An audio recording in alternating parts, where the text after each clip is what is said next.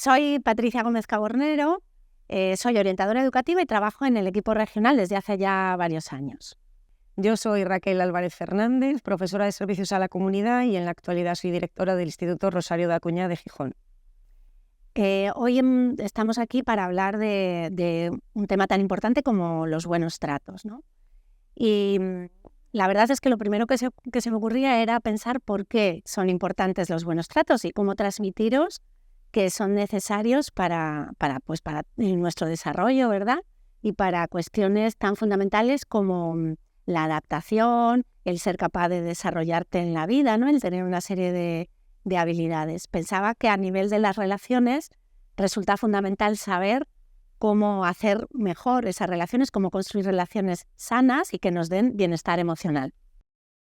Sí, los buenos tratos son fundamentales a lo largo de todas las etapas, pero en la adolescencia quizás tenga un mayor peso, ¿no? La aceptación dentro del grupo de iguales es muy importante en esa etapa. De ahí la importancia que nuestros adolescentes sepan relacionarse de una manera adecuada. A nivel de centro escolar, desde mi humilde opinión, sí que creo que el trabajar la convivencia y los buenos tratos sí que puede ayudar a mejorar los resultados académicos, ¿no? Que a veces tanto nos preocupan. Cuando hay una convivencia, un buen clima escolar, cuando el profesorado está a gusto, cuando los alumnos van a gusto al centro, eso hace que haya una predisposición mayor a poder aprender, ¿no? Entonces eso sí que me parece que es necesario trabajar para que consigamos que una educación asturiana pues, sea de calidad. Cuando las emociones y cuando sabemos cómo gestionar esas emociones y son en positivo, el aprendizaje se produce de una manera más exitosa. Es así, ¿no? Así es, sí. También pensaba cuál ha sido la evolución en las relaciones entre los adolescentes desde que nosotras hemos sido adolescentes, ¿no? Y que han cambiado la forma como los adolescentes, sobre todo, se relacionan a través de las redes sociales. Pensaba que el tú a tú había perdido en cierta medida fuerza, ¿no? Comparado con las relaciones que establecíamos antes y cómo a través de estas redes sociales pueden surgir conflictos difíciles a veces de gestionar a través de ese medio. Y también cómo es más impulsiva la respuesta y puede ser difícil para los adolescentes gestionarlo sin un adulto que medie en esa situación. Sí, la vida diaria de los centros vemos continuos conflictos que surgen a través de redes sociales. Ellos, la comunicación que realizan es siempre a través de un dispositivo y muchos de los conflictos que llegan al aula han sido o han surgido a través de una red social o cualquier conversación digital. Para llegar al porqué de ese conflicto, a veces nos cuesta a los docentes que ellos mismos hacerles ver cuál ha sido el origen, ¿no? Y tenemos que incluso dedicar tiempo y espacio para que ellos puedan hablar de ese conflicto con tiempo y con las habilidades que hablábamos antes de un buen trato, ¿no? Una escucha activa, una empatía y que sea el adulto el que pues ayude a generar ese diálogo. Sí que también quizás vemos en los centros educativos un aspecto negativo, ¿no? En cuanto a la evolución de los buenos tratos. A mí sí que me llama la atención que el respeto al profesorado quizá hemos pasado como al otro extremo, ¿no? No se cuestionaba antes la labor del profesorado y ahora sí que parece que todo, entre comillas, se cuestiona, ¿no? Yo creo que es algo que tenemos que trabajar, como bien decía Patricia, es algo sistémico y que tenemos que trabajar codo a codo, familias, profesorado, alumnado, incluso yo diría agentes externos, ¿no? Instituciones, organizaciones, que la escuela sea abierta en ese sentido. Claro, que sea un contexto de cuidado, pero que el contexto de cuidado venga también ya desde que somos más pequeños, en la familia, luego cuando llegamos al centro educativo que también haya unos adultos de referencia que puedan apoyarnos, ser adultos seguros para nosotros, para los adolescentes en este caso, y que al final suponga una serie de, se puedan llevar a cabo en los centros educativos una serie de estrategias que ayuden a que los adolescentes que llegan, también los adultos, como no, porque eso es una cultura de los buenos tratos, ¿no?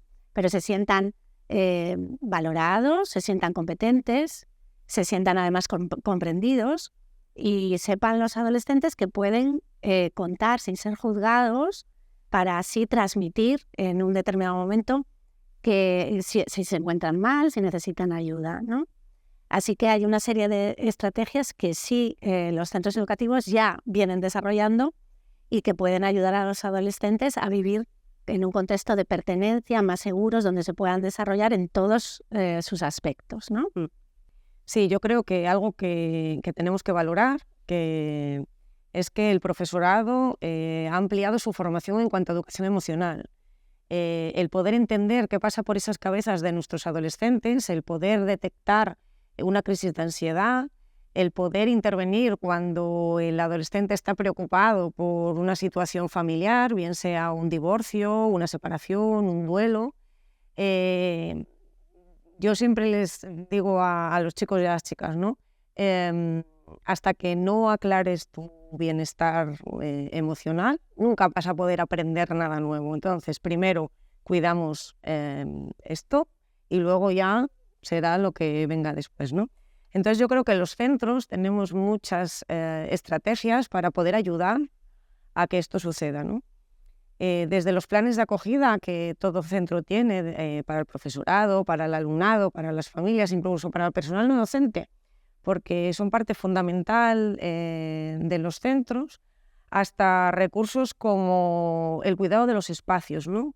Cuando en los centros educativos cuidamos los pequeños espacios que podemos tener, ¿no? Cuando ellos pintan en un mural en la pared que es suyo y lo hacen suyo, ese sentimiento de pertenencia al centro hace que uno esté más a gusto y entonces que las relaciones con tu igual pues sean mucho mejor, ¿no? El favorecer actividades inclusivas, a mí sí que me parece también un aspecto fundamental, ¿no? El poder desarrollar actividades en el recreo de todo tipo, no solo deportivas, sino pues ajedrez, pues yo qué sé, después del tiempo de clase pues podemos articular talleres de cocina, talleres de teatro, baile, quiero decir, actividades donde todos convivan con la diversidad que a veces es tan rica en los centros, ¿no? Pensábamos también en la resiliencia, ¿verdad? En cómo los adolescentes tienen posibilidades de construirse como seres más resilientes a las dificultades o a las adversidades. Y para ello el arte, primero que los adultos seamos más flexibles, que seamos ejemplo de cómo poder comportarse, de cómo compartir, de cómo comunicarnos de manera asertiva y no violenta, y también cómo a través del arte podemos gestionar nuestras propias emociones y expresarnos. Esa es una manera en la que creo que ellos, los adolescentes y ellas, se van a sentir pues más desarrollados y más entendidos también. Por otro lado, también pensaba en que a veces hay situaciones preocupantes y que los adultos no sabemos entender bien. Pensaba en cuando un adolescente o una adolescente manifiesta ciertos comportamientos que a los adultos nos puede preocupar, pero que no sabemos exactamente cómo interpretarlo. También hay manifestaciones que no son tan externas, que están más ocultas, y eso también me hacía pensar de qué manera los adultos podemos ayudar para que los adolescentes no manifiesten tanto sufrimiento, ¿no? Sabiendo que somos un apoyo fundamental para ellos. Sí. A mí me parece fundamental el papel del profesorado, quiere decir, un profesorado cercano, capaz de entender a lo que pasa en esa cabeza, ¿no? del alumno o de la alumna, es vital. Entonces, en los centros cada vez más se para la dinámica del centro que haya, se dejan de hacer cosas para poder atender a esa circunstancia que en ese momento no le deja centrarse en lo que es puramente escolar, ¿no? Por poco que nos parezca, todos hemos sido adolescentes y quizás pues el que nos deje el novio es lo mismo que si a uno le puede fallecer su madre cuando es adulto, ¿no? Ellos lo viven de esa manera. Y entender eso, a mí sí que me parece que es como un paso hacia adelante, poder ponerse en esa situación y a partir de ahí poder ayudarlo. Nosotros tenemos muchos casos de alumnos que buscan a su profe de referencia porque articulamos las tutorías individualizadas, donde hay un profe que no le da clase, pero sí que es como su apoyo emocional. Entonces, pues el aprobar un examen, el que le haya ido bien en la extraescolar que ha hecho tal, necesita contárselo a alguien, ¿no? Y ese apoyo hace que luego en lo escolar pues vaya mucho mejor. Y yo, sí que me parece que los centros cada vez más, sobre todo desde la pandemia, algo bueno tenía la pandemia, nos ha hecho pensar, ¿no? Pensar que hay cosas más importantes que sacar buenas notas. Para los adolescentes y las adolescentes es igual de importante que para los demás adultos el contar los problemas, porque a partir de ahí tus problemas parecen menores. Se quita esa sensación de que es algo muy grave, ¿no? Cuando se comparte, la sensación es que todo se va a poder resolver. Y esto es justo lo que los adultos tenemos que tener siempre en cuenta cuando estamos rodeados de niños y adolescentes, ¿no? El transmitirles que hay soluciones y que pueden ser compartidas, que no tienen que llevar el peso de unas emociones fuertes y negativas solos y solas. El momento de escucha es fundamental. Entonces, a veces los alumnos llegan con su mochila, ¿no? Con su historia vivida. Entonces, por las circunstancias que sean, quizás en el propio domicilio no existe ese momento de escucha, por 1000 circunstancias, porque pues se trabaja mucho, bueno, las circunstancias hacen que no se pueda ver, pero solo un momento de escucha, 5 minutos escuchando, eso.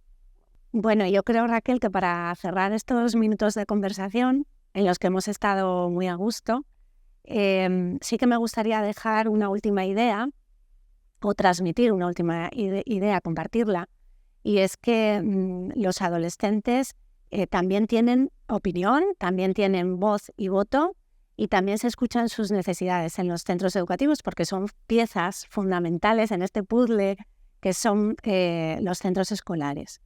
Así que siempre habrá un adulto disponible para sus necesidades emocionales y para apoyar en la medida de lo posible todos los problemas que necesiten abordar, ¿no? Junto a nosotros y nosotras. Yo iría más allá incluso, ¿no?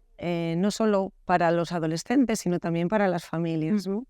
Que las familias cuenten con todo el profesorado del centro para mantenernos al día de lo que está ocurriendo en ese domicilio, incluso los profes, ¿no? Que a veces nosotros también pues pasamos por nuestros momentos y el que encontrar a un compañero que te pueda escuchar esos 5 minutos que necesitas para poder afrontar la siguiente clase, ¿no? Entonces, el centro debería de ser un espacio abierto en el que todos, pues bueno, ayudásemos y colaborásemos para unos buenos tratos. Y os damos las gracias por estar ahí detrás, escuchándonos y compartiendo con nosotras también estas ideas que para nosotras son tan importantes.